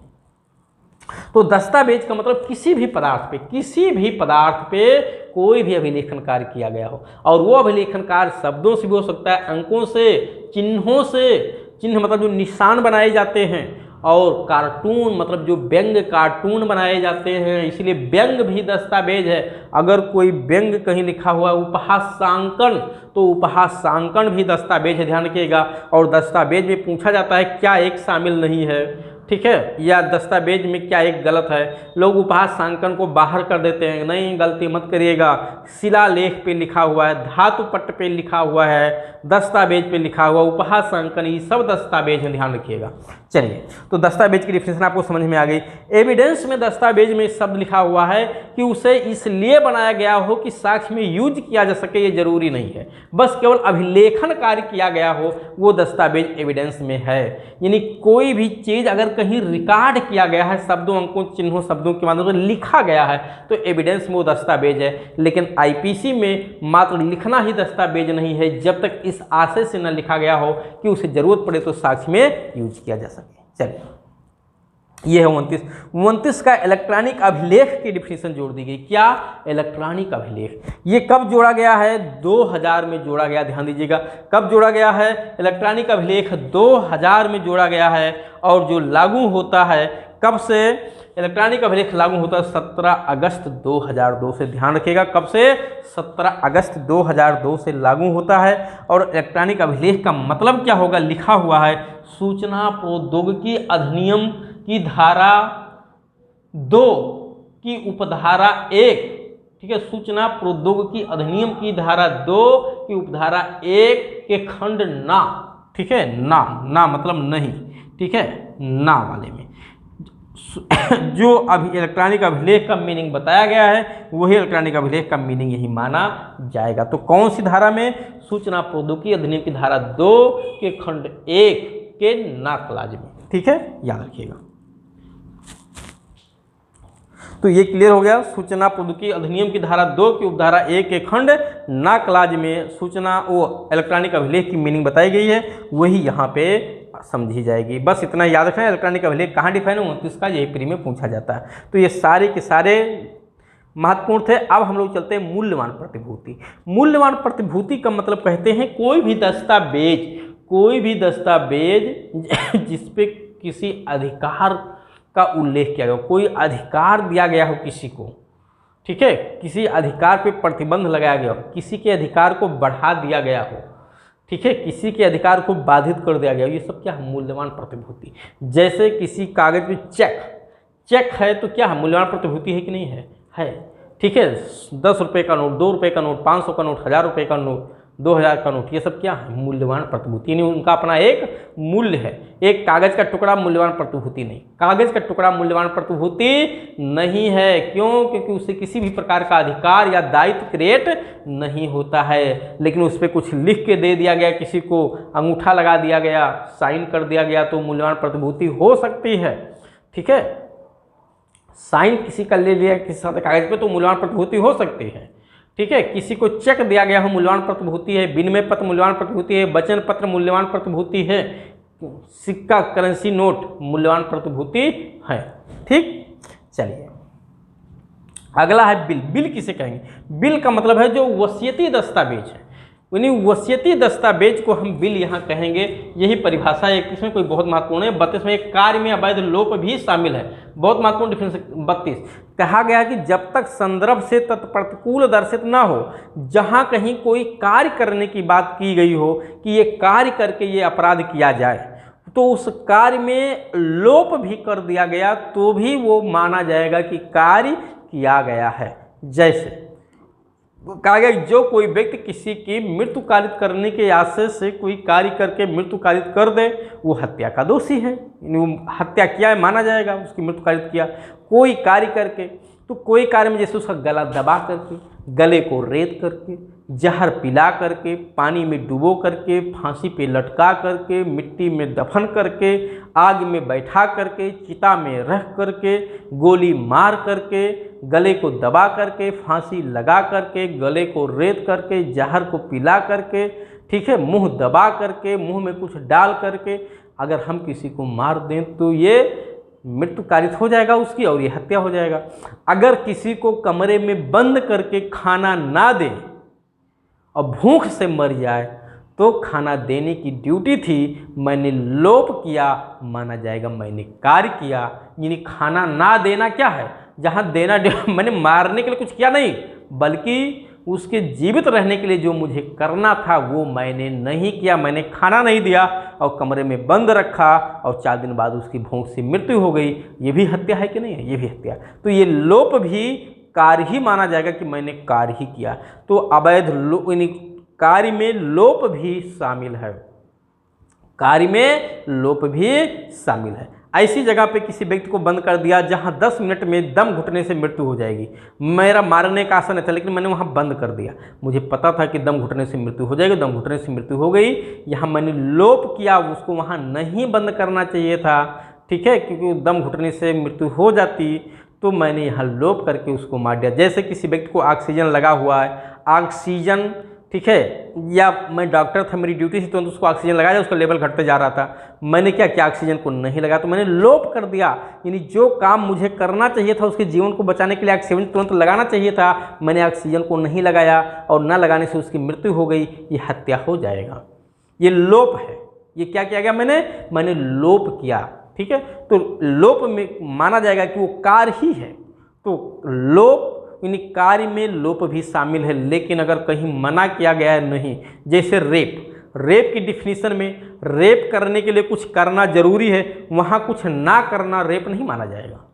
तो कहीं कहीं ऐसी चीज़ें आ जाती हैं जहाँ कार्य में लोप नहीं शामिल हो पाएगा, लोप कार्य के समान नहीं काम बराबर हो पाएगा, यानी वहाँ कार्य करना जरूरी ही है। जब तक वो कार्य नहीं करोगे तब तक वो लाइबिलिटी नहीं क्रिएट हुई। जैसे रेप का अपराध मैंने बता दिया, रेप में लोप नहीं इंक्लूड है, ठीक है।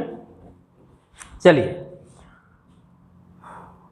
अगला डिफिनीशन 32 हो गया। 33 कार्य या लोप।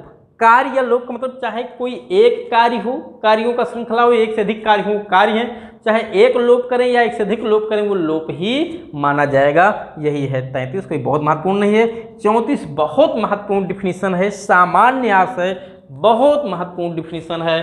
और मैं चाह रहा हूं कि सामान्य आशय पे एक अलग से वीडियो 10-15 मिनट का लेकर के आऊं, क्योंकि यहाँ मुश्किल से 1 मिनट में 2 मिनट में समझाना पॉसिबल नहीं है। हाँ, थोड़ा सा मैं बता देता हूं।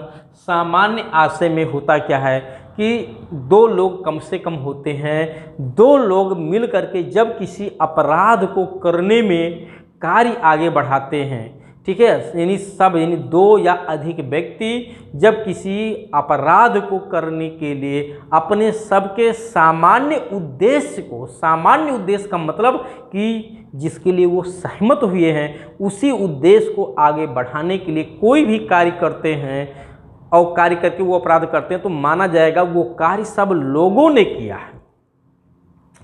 यानी जब 2 व्यक्ति मिल करके या 2 या अधिक लोग मिल करके किसी अपराध को अंजाम देते हैं, तो उसमें चाहे कुछ सब लोगों ने वो अपराध अपने हाथों से किया हो या कुछ ही एक ने किया हो, माना जाता है सब लोगों ने वो कार्य किया है। तो सामान्य आशय में जितने लोग वहाँ इन्वॉल्व हों, सबके मस्तिष्क का पूर्व मिलन होना जरूरी होता है, ठीक है, प्रायर मीटिंग ऑफ माइंड। अगर मीटिंग ऑफ माइंड नहीं हुआ है, मस्तिष्क का मिलन नहीं हुआ, तो सब सामान्य आशय के दोषी नहीं होते। जैसे एक व्यक्ति किसी का मर्डर करने के लिए जाता है और वो गाड़ी पे दूसरे व्यक्ति को लेकर के जाता है, वो दूसरा गाड़ी चलाता है, वो बैठा हुआ है, उसको गोली मारना है, जो गाड़ी चला रहा है उससे कह देता है ऐसा उसकी हत्या करना है, तुम चलो, जहाँ तुमको कहेंगे स्लो करने के लिए वहाँ गाड़ी स्लो करना, और जहाँ कहेंगे गाड़ी लेकर भागने के लिए वहाँ लेकर तुम भागना, तुम्हें कुछ नहीं करना, केवल गाड़ी चलाना है, बस जो मैं कहूँगा उतना आपको करना, गोली मैं मारूंगा। वो कहा ठीक है चलो बिल्कुल किया जाएगा। अब अगला गाड़ी चला रहा है, वो गाड़ी कहता थोड़ा स्लो करो, फिर गोली मार देता है दूसरे व्यक्ति को, मर जाता है, फिर कहता है गाड़ी लेके भागो, लेके भागता है। तो माना जाए दोनों मिलके उस कार्य को अंजाम दे रहे हैं, इसी को सामान्य आशय से किया गया कार्य माना जाता है। लेकिन वहीं पे एक व्यक्ति को ये कहते हुए कि चलो आज लखनऊ घूमने चलना है और आप बाइक से चलिए, आप चलिएगा मैं पीछे बैठूंगा, ठीक है, कहता है ठीक है चलिए, और वो रास्ते में एक जगह कहता है गाड़ी थोड़ा स्लो करो, वो स्लो करता है, दुकान वाले को गोली पीछे से मार देता है, फिर उसको कहता है गाड़ी लेके भागो जल्दी से, वो लेके भागता है बचाने के लिए। तो वो पहले से नहीं इन्वॉल्व था आपसे कि मर्डर करना है वहाँ पे चल करके, इसलिए वो गाड़ी लेके अगर भागा तो साक्ष्य मिटाने के लिए केवल दोषी होगा, लेकिन उस हत्या में किसी प्रकार का वो इन्वॉल्व नहीं है, उसका कोई सामान्य आशय नहीं था। जबकि पहले वाले में वो मारा तो खुद अपने हाथ से नहीं था, फिर भी वो सामान्य आशय के तहत वो भी हत्या किया, ये माना जाएगा। तो सामान्य आशय कुछ यही है। सामान्य आशय में 2 या अधिक व्यक्ति सबके सामान्य उद्देश्य के अग्रसर में कोई अपराध करते हैं, और वो कार्य चाहे एक करे या अकेले एक व्यक्ति करे या सभी लोग मिलकर करें, माना जाता है सब लोग वो कार्य करते हैं। इसी को म्यूचुअल एजेंसी भी नाम दिया गया है, जॉइंट लायबिलिटी भी कहा जाता है, कंस्ट्रक्टिव लायबिलिटी भी कहा जाता है, ठीक है। और सामान्य आशय साक्ष्य विधि का नियम है, ठीक है। ये अपने आप में कोई अपराध क्रिएट नहीं करता है, ठीक है। ये किसी भी अपराध को करने के लिए हो सकता है। सामान्य आशय सामान्य उद्देश्य में अंतर महबूब शाह बनाम एम्परर के केस में सर्वप्रथम किया गया, ठीक है। कार्य वो भी करते हैं जो घटनास्थल पे खड़े रहते हैं। बारेंद्र कुमार घोष के केस में लॉर्ड समनर महोदय ने कहा इसको, तो इस पर काफ़ी महत्वपूर्ण केस है, ठीक है। बारेंद्र कुमार घोष का केस, महबूब शाह का केस, महबूब शाह के केस को और नामों से भी जाना जाता है। सिंधु घाटी का केस नरकुल केस के नाम से भी जाना जाता है। बारेंद्र कुमार घोष के केस को, ठीक है, पोस्टमार्टम केस के नाम से, संकरी टोला के नाम से जाना जाता है। तो और इस पे और गणेश सिंह बनाम राम पूजा का केस भी है जो काफ़ी महत्वपूर्ण है, ठीक है। क्रांतिया बनाम बम्बई राज्य का केस है, JM देसाई बनाम बम्बई राज्य का केस है, पांडुरंगा बनाम हैदराबाद का केस है, ठीक है। तो काफ़ी केस हैं, इस पर मैं एक अलग से वीडियो सामान्य आशय पे लेकर के आऊँगा। बिल्कुल आप लोगों को परेशान होने की ज़रूरत नहीं है। और मैं चाहता हूँ कि सामान्य आशय के साथ साथ सामान्य उद्देश्य को भी जोड़ के एक साथ आपको पढ़ा दूंगा, तो आपका सारा समस्या खत्म हो जाएगा। यहाँ पे जो इस विषय को लेकर के एक समस्या होती है जिसको बच्चों में काफ़ी भय होता है सामान्य आशय और सामान्य उद्देश्य को लेकर के, उस भय को इस वीडियो में अगर मैं बताऊंगा तो उतना लेंदी हो जाएगा, इसलिए मैं अलग से एक वीडियो लेकर के आऊँगा और वहाँ आपको समझाऊंगा। तो एक लोक सेवक पे और एक सामान्य आशय पे, वैसे बहुत हद तक बहुत सारी चीज़ें मैंने सामान्य आशय पे बता भी दी, फिर भी मैं लोक सेवक और सामान्य आशय पे अलग से वीडियो लेकर के आऊँगा, आपको समझाऊंगा।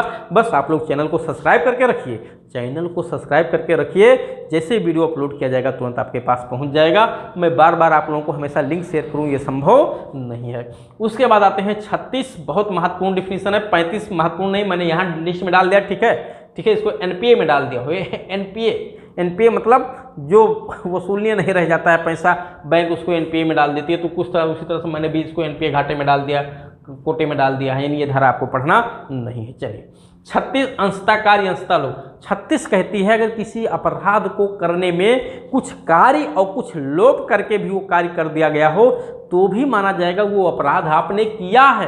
यानी पूर्णतया कार्य करके किए हो, जरूरी नहीं, जैसे किसी को मार डालने के आशय से पूर्णतया आप कार्य किए हो, पॉजिटिव ये जरूरी नहीं है, कुछ कार्य कुछ लोप करके भी अगर उसको मार डाले तो भी माना जाएगा आपने हत्या किया है। इसी में लिखा हुआ है कि एक व्यक्ति का को अंशतः भोजन देने का लोभ करता है और कुछ पीटता है, तो पीट के कमजोर कर देता है और भोजन दे के पहले से भोजन ना दे करके कमजोर बना दिया।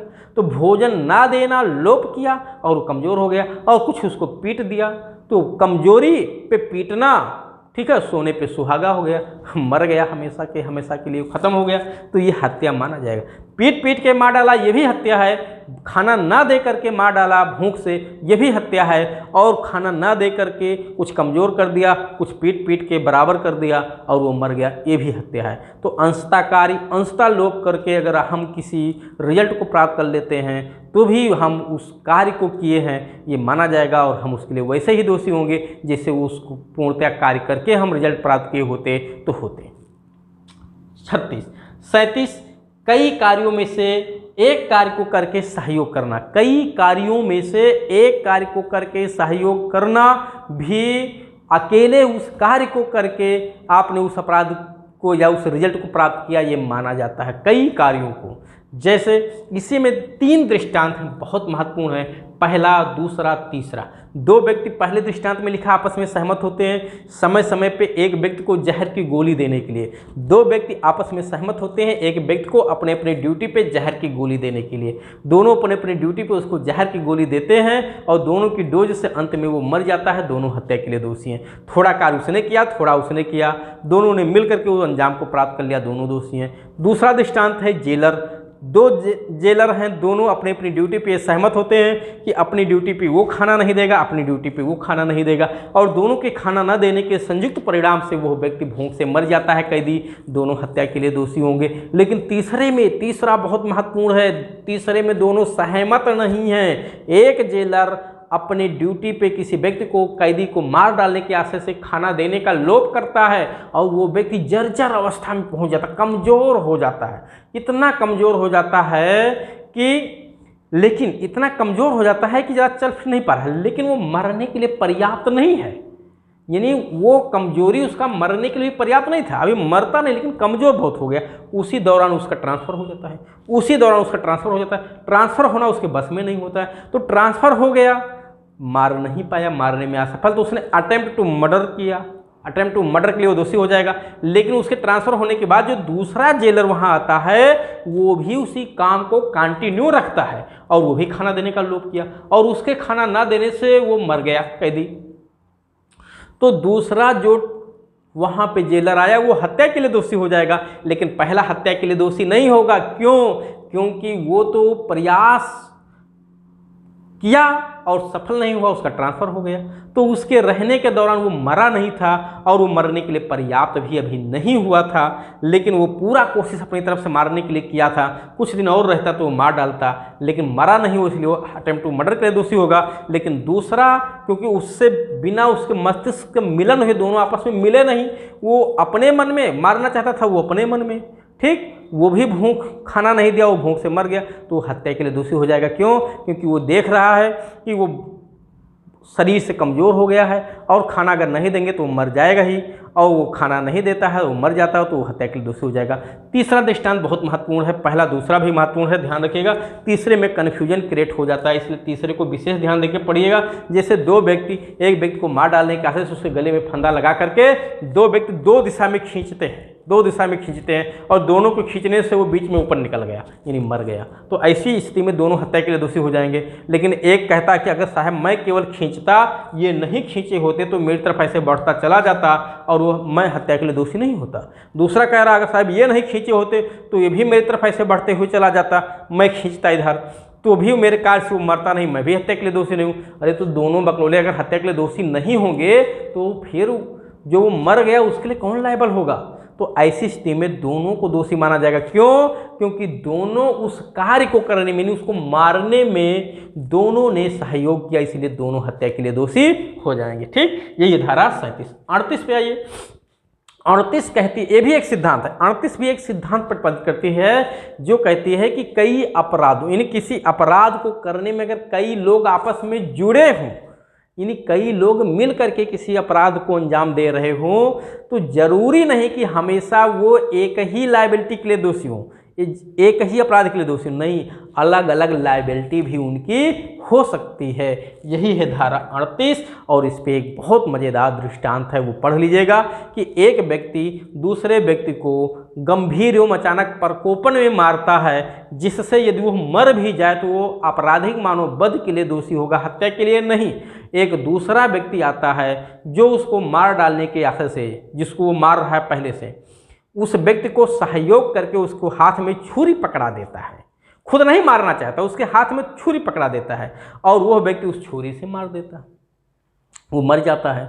तो जो पहला मार रहा है वो तो प्रकोपन पे मार रहा था, उसको प्रकोपन का लाभ मिल जाएगा, वो आपराधिक मानववध के लिए दोषी हो जाएगा, हत्या के लिए नहीं। लेकिन जो दूसरा वाला जो बाद में आके उसको छुरी पकड़ा दिया, तुम तो उसको मारना चाह रहे थे, छुरी पकड़ाए और तुम्हारी छुरी पकड़ाने से वो मार भी दिया गया, तुम हत्या के लिए दोषी हो जाओगे। तो दोनों उस अपराध को करने में सम्मिलित हुए, लेकिन पहले वाला आपराधिक मानववध के लिए दोषी हुआ। क्यों? क्योंकि वो प्रकोपन के अधीन काम कर रहा था और प्रकोपन आंशिक बचाव है, धारा 300 का पहला अपवाद। दूसरा हत्या के लिए दोषी हो जाएगा। तो धारा 38 का दृष्टांत भी बहुत महत्वपूर्ण है। अब चलते हैं हम लोग 39 पे, स्वेच्छा। स्वेच्छा शब्द को डिफाइन किया गया कि स्वेच्छा का मतलब क्या है। स्वेच्छा का मतलब यहाँ पे है कि जब हम कोई व्यक्ति जानते हुए करते हैं, कोई कार्य हम जानते हुए करते हैं कि इस कार्य का यह परिणाम होगा, तो कहा जाता है ये कार्य स्वेच्छा से किया गया है। इसी पे एक दृष्टांत है कि एक व्यक्ति एक नगर में चोरी लूट करने के आशय से रात्र में उस नगर में आग लगा देता है। आग क्यों लगाता है? जिससे लूट को आसान बना सके, कि लोग उधर की तरफ भागेंगे, हम इधर लूट के लेके चले आएंगे। तो रात में तुम एक नगर में आग, बड़े नगर में आग लगाते हो, तो तुम्हें ये भी तो पता है कि रात का टाइम है, लोग सो रहे होंगे और जल के मर भी जाएंगे कुछ लोग। तो तुम लूट अगर किए हो तो लूट के लिए तो दोषी हो ही हो, साथ ही साथ जो जल के मरे हैं उनके लिए, हत्या के लिए भी दोषी हो जाओगे। आप ये नहीं कह सकते कि उनके मरने पे हमें बहुत पछतावा है, मैं मारना नहीं चाह रहा था, मैं केवल अपने लूट को आसान बनाना चाह रहा था। नहीं, तुमको ये भी पता था कि जो तुम कार्य कर रहे हो, रात में बड़े नगर में आग लगा रहे हो, उससे जलने की संभावना भी प्रबल है और कुछ लोग जल के मर जाएंगे। अगर मरे तो आप हत्या के लिए भी दोषी हो जाओगे। ये धारा 39 स्वेच्छा शब्द को डिफाइन किया गया है। बहुत महत्वपूर्ण है, प्री के लिए महत्वपूर्ण है। उसके बाद धारा 40 अपराध शब्द की डिफिनीशन दी गई है। ठीक है, यहाँ किसकी डिफिनीशन है? अपराध शब्द की डिफिनीशन है। और अपराध में कहा गया है कि जो आईपीसी में 3 पैरा हैं जो आईपीसी में परिभाषित हैं वो तो अपराध हैं ही हैं, साथ ही साथ यहाँ पे आईपीसी के कुछ धाराएं और कुछ चैप्टर्स लिखे हैं जो विशेष एवं स्थानीय विधियों पे भी लागू होते हैं, बशर्ते शर्त है कि उस विशेष एवं स्थानीय विधि में उसके लिए सजा कम से कम 6 महीने का होना चाहिए, तभी अध्याय धारा 40 के पैरा 2 की जो कुछ धाराएं और चैप्टर्स हैं वो दूसरे पे लागू होंगे। और पैरा 3 धारा 40 का पैरा 3 विशेष एवं स्थानीय विधियों पे भी लागू होता है। आईपीसी के ही कुछ सेक्शंस लिखे हुए हैं, ये विशेष एवं स्थानीय विधियों पे भी लागू होते हैं बिना किसी शर्त के। बस अपराध याद रखिएगा, धारा 40 कोई बहुत महत्वपूर्ण नहीं है। हाँ, अगर आपको लगता है कि समझ में इतने से नहीं आया तो आप इस नंबर पर एक संपर्क करिएगा, मैं आपको डिटेल में समझा दूंगा, क्योंकि यहाँ प्री के लिए बहुत महत्वपूर्ण नहीं है और समय का अभाव है, वीडियो लेंदी हो रहा है। चलिए, विशेष एवं स्थानीय विधि, ये दोनों प्री के लिए बहुत महत्वपूर्ण है। विशेष विधि किसे कहेंगे, स्पेशल विधि किसे कहेंगे, तो लोकल किसे कहेंगे, तो स्पेशल पहले है, लोकल लॉज बाद में है। विशेष विधि का मतलब है ऐसी विधियां जो किसी पर्टिकुलर विषय के लिए बनाई गई हो, विशेष विषय के लिए बनाई गई हो, उसको विशेष विधि कहते हैं। जैसे SC/ST एक्ट केवल SC/ST के विरुद्ध होने वाले अपराधों पे लागू होता है। दहेज प्रतिषेध अधिनियम केवल दहेज के लेन देन पे लागू होता है, तो ये सब कैसी विधि है? विशेष विधि है। NDPS एक्ट केवल मादक द्रव्यों पे लागू होता है, तो उस विशेष विधि है। ठीक, स्थानीय विधि किसे कहेंगे? अच्छा, एक सामान्य विधि होती है जो एक से अधिक विषयों को समाहित की होती है। मेरा इस चैनल पे राजेश लॉ सेंटर के चैनल पे मेरा अपना एक चैनल है राजेश लॉ सेंटर, आप उस चैनल पे जाएंगे, ठीक है, इसी चैनल पे जिस पे वीडियो अपलोड किया जा रहा है, इसका जो सबसे पहला वीडियो, उसमें विधियों का, संपूर्ण विधियों का वर्गीकरण मैंने किया। सबसे पहला वीडियो है संपूर्ण विधियों का वर्गीकरण, और उस वीडियो को अगर आप बिल्कुल नए हैं लॉ के बारे में तो जरूर देख लीजिएगा, आपका पूरा कॉन्सेप्ट कानून के बारे में क्लियर हो जाएगा। आइए, 42 में स्थानीय विधि की डिफिनेशन दी गई। किसकी? स्थानीय विधि किसे कहेंगे, लोकल लॉ किसे कहेंगे? तो कहा गया ऐसी कोई विधि जो भारत के किसी विशिष्ट स्थान पे लागू होती हो, जो संपूर्ण भारत यानी भारत के किसी विशिष्ट स्थान पे लागू होती हो, उसी को हम क्या कहते हैं? स्थानीय विधि। हर एक स्टेट के अपने लोकल लॉज भी हैं दांडिक विधियों में। ठीक है, दांडिक विधियों में जैसे गुंडा एक्ट आप देखेंगे उत्तर प्रदेश का है, उत्तर प्रदेश में केवल लागू है। तो इस तरह से बहुत सारी दांडिक विधियां स्थानीय विधियों के रूप में जानी जाती हैं, जो उस स्टेट के लिए पर्टिकुलर बनाई जाती हैं। उसके बाद 43 अवैध। अवैध शब्द भी यहाँ बहुत महत्वपूर्ण डिफिनीशन है। 43 अवैध शब्द को डिफाइन किया गया। अवैध में 3 कार्य शामिल हैं, ध्यान दीजिएगा, 3 कार्यों को अवैध माना गया है। पहला है, जरा यहाँ मैं दिखा देता हूँ थोड़ा सा आप लोगों को, अवैध शब्द जरा देखिए, अवैध लिखा हुआ है, 43 है। अवैध में 3 कार्य शामिल हैं। एक पहला है अपराध, दूसरा है विधि द्वारा प्रतिषिद्ध कार्य, विधि द्वारा प्रतिषिद्ध, प्रोहिबिटेड बाई लॉ, विधि द्वारा प्रतिषिद्ध कार्य, और तीसरा है ऐसा कार्य जो सिविल कार्यवाही किए जाने के लिए आधार उत्पन्न करते हो, सिविल कार्यवाही के लिए आधार उत्पन्न करती हो, आधार उत्पन्न करते हो। यानी अवैध में 3 तरह के कार्य शामिल है। ये तीनों कार्य को हम इनलीगल एक्ट कहते हैं। कौन से?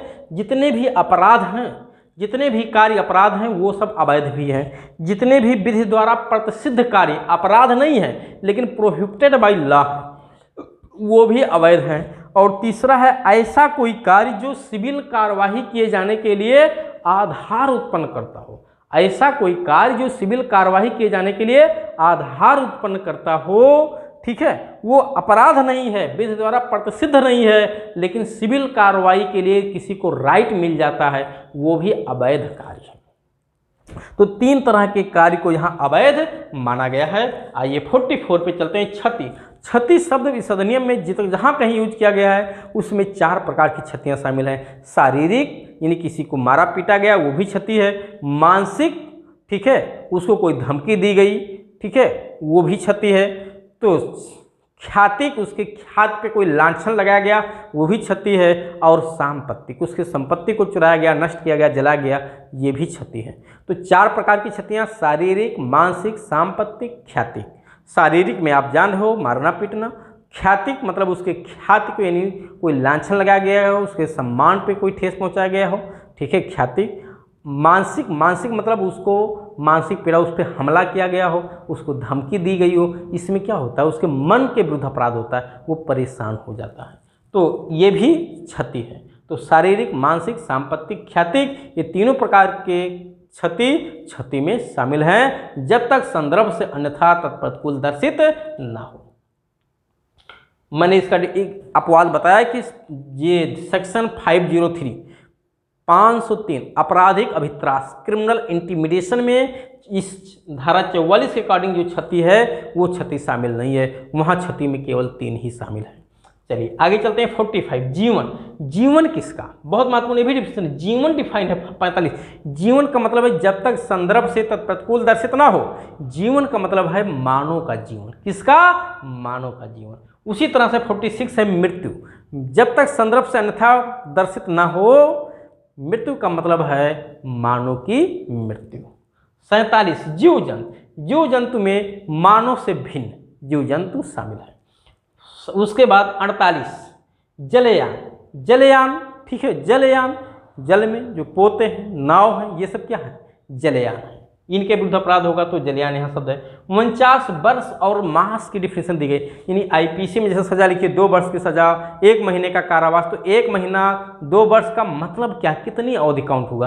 तो कह रहे हैं ब्रिटिश कैलेंडर में जो वर्ष और मास की मीनिंग बताई गई है वही यहाँ वर्ष और मास का अर्थ लगाया जाएगा। ध्यान रखिए, ब्रिटिश कैलेंडर के अनुसार, इंडियन कैलेंडर के अनुसार नहीं।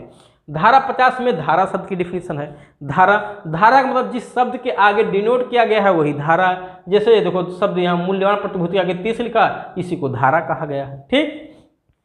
50 में डिफाइन है। 51 शपथ एफिडेविट से जुड़ा हुआ कोई महत्वपूर्ण नहीं। 52 सद्भावपूर्वक कार्य किया गया कब कहा जाएगा, क्योंकि आप पढ़ेंगे डिफिनेशन जनरल एक्सेप्शन में बहुत यूज किया गया है सद्भाव। मानहानि में सद्भाव शब्द यूज किया, बहुत सारी जगह सद्भाव शब्द, गुड फेथ शब्द यूज किया। गुड फेथ का मतलब होता है जब कोई कार्य सम्यक सतर्कता एवं सावधानी से ना किया गया हो तो कहा जाता है वो कार्य सद्भाव में नहीं किया गया। डू केयर एंड अटेंशन, ठीक है। यहाँ 52 में लिखा हुआ सद्भावपूर्वक, इंग्लिश इसकी दी गई है 52 सद्भावपूर्वक लिखा हुआ है कि nothing is said to be done or believed in good faith which is done or believed with due care and attention. क्या लिखा है, ड्यू केयर एंड अटेंशन, ठीक है। यानी सम्यक सतर्कता एवं सावधानी से अगर कार्य नहीं किया गया तो माना जाएगा वो कार्य सद्भाव में नहीं किया गया। तो यानी सद्भाव में किया गया कार्य कब कहा जाएगा, जब सम्यक सतर्कता एवं पूरी सावधानी से कार्य किया गया हो तो वो कार्य सद्भाव में किया गया, ये कहा जाता है। यही लिखा हुआ 52 में कि कोई बात सद्भावपूर्वक की गई या विश्वास की गई नहीं कही जाती जो समय सतर्कता और ध्यान के बिना की गई या विश्वास की गई हो। और अंतिम परिभाषा है संशय, हार्बरिंग।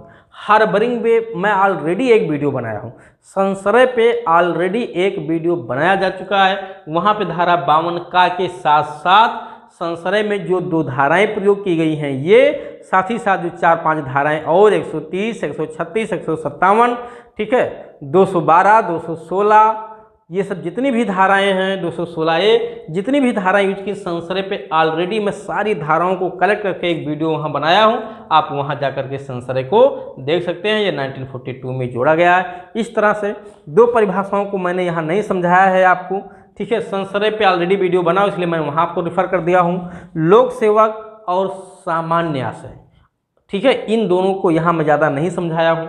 बहुत महत्वपूर्ण डिफिनीशन है। लोक सेवक तो केवल प्री के लेवल तक है, लेकिन सामान्य आशय प्री, मेंस, इंटरव्यू तीनों स्तर के लिए महत्वपूर्ण है। मैं सामान्य आशय और लोक सेवक पे अलग से वीडियो ला करके आपको समझाऊंगा, ठीक है। पूरी उम्मीद है, कोशिश है कि आप लोगों को अच्छे से अच्छी चीज़ों को बताया जाए, वो चीज़ें बताई जाएं जो आपके एग्जाम में सीधे आपको मिले, और उन चीज़ों पे डिस्कस किया जाए जो किसी वीडियो में किसी भी चैनल पे नहीं किया जाता है, जो समस्याएं आपकी बनी रहती हैं, ठीक है। और कोई बात अगर इसमें से नहीं समझ पे आई है तो आप इस नंबर पे कॉल करके भी फ़ोन करके सीधे संपर्क कर सकते हैं, समझ सकते हैं। और अब मैं उम्मीद करता हूं कि आप लोगों को अच्छे से समझ में आ गया होगा।